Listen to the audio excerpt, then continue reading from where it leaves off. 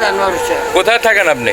এই যে জামা মসজিদ আছে না, জামা মসজিদে অনুপমের ওখানে। আপনি আগে কি করতেন? আগে তেল লবণের ব্যবসা ছিল, সেলসম্যান ছিল, রিক্সা চালাইতাম। এই ভ্যানটা কে দিচ্ছে আপনাকে? এই সাউলিয়ার সামনে মসজিদ। এই ভ্যানের মধ্যে আপনি থাকেন? জি। কেন বাসা নাই আপনার? না, এখন 5 বছর হলো শেষ হয়ে গেছে, আগে ছিল। তো খাওয়া থাকা কোথায়? খাওয়া মানুষ 2-4-5 টাকা দেয়, ওটা দিয়ে খাই। এই শীতের রাত্রে আপনি এই ভ্যানে কিভাবে থাকবেন? এই বারান্দার মধ্যে থাকি, বারান্দায় টিন আছে তো, ওই বারান্দার মধ্যে এটা দিয়ে ঘুমাবো, এই যে এইখান থেকে ঘুমাবো, এই যে এইটা নিয়ে ঘুমাবো। ডান দিকে কমল নষ্ট হয়ে গেছে, এই যে ডান দিকে।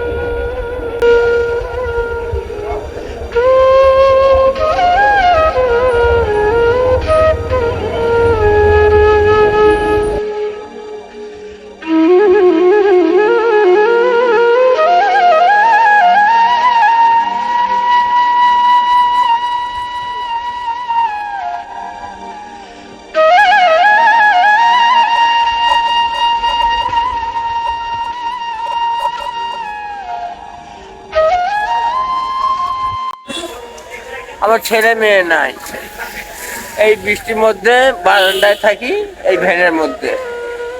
উপরে বারান্দায় যে টিন আছে ওটা দিয়ে হয়, একটু ছাতা নিয়ে নেই দরকার হলে।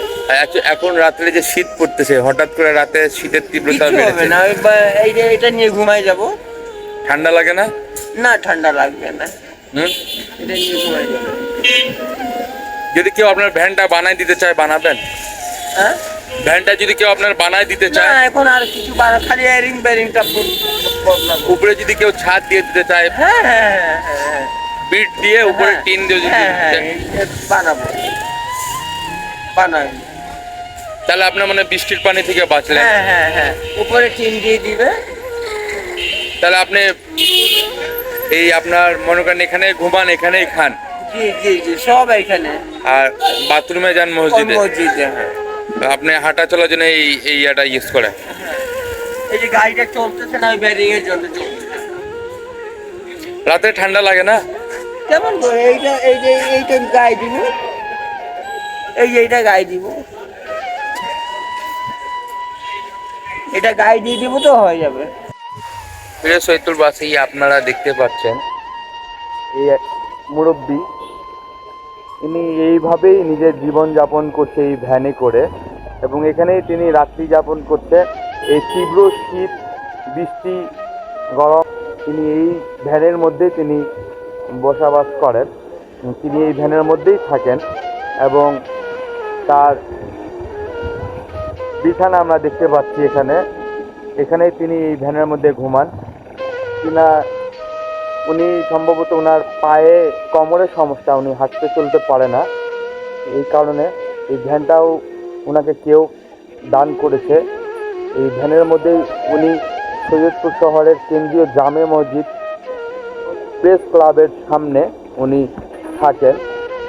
তো আমরা তার সাথে কথা হইলো, তার সাথে দেখলাম আমরা হয়তো বা একটু রাত গভীর হচ্ছে, আমরা একটু পরেই আমাদের বাসায় আরামে গিয়ে মোটা কম্বলের নিচে ঘুমাবো, কিন্তু এই বৃদ্ধ লোকটি এইভাবেই এই ভ্যানের মধ্যে বাতাস বৃষ্টিকে অপেক্ষা করে ইনি এই ভ্যানের মধ্যে রাত্রি যাপন করবেন।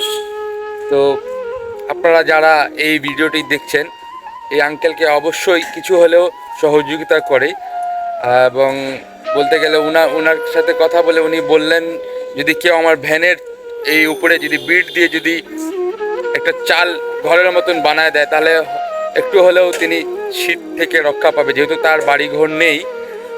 তো আপনাদের কাছে এই ভিডিওটা আপনাদেরকে দেখালাম, এই আঙ্কেলের জীবন যুদ্ধের কাহিনী। তো আপনারা একটু হলে ওনার দিকে একটু নজর দিয়েন। ওনার সাথে দেখা হবে সৈয়দপুর কেন্দ্রীয় জামে মসজিদ প্রেস ক্লাবের পাশেই। তো বন্ধুরা, পরে আবার অন্য কোনো ভিডিওতে দেখা হবে, ততক্ষণ ভালো থাকুন, সুস্থ থাকুন, সবাইকে ধন্যবাদ।